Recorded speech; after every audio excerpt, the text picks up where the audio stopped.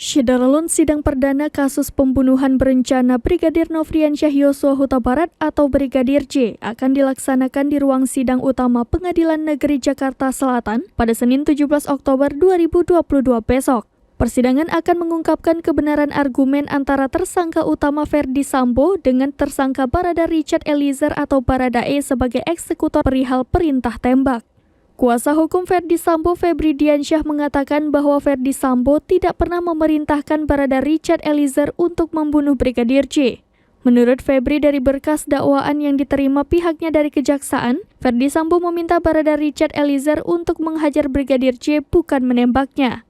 Kuasa hukum Barada Richard Eliezer, Roni Talapesi, membantah keras pernyataan pengacara Ferdy Sambo yang menyatakan kliennya diperintah hajar bukan menembak. Roni menegaskan pihaknya sudah menyiapkan bukti-bukti yang menunjukkan bahwa Ferdy Sambo adalah dalang dari pembunuhan berencana Brigadir J. Ia juga mengungkapkan bahwa keterangan dari kliennya masih konsisten hingga saat ini.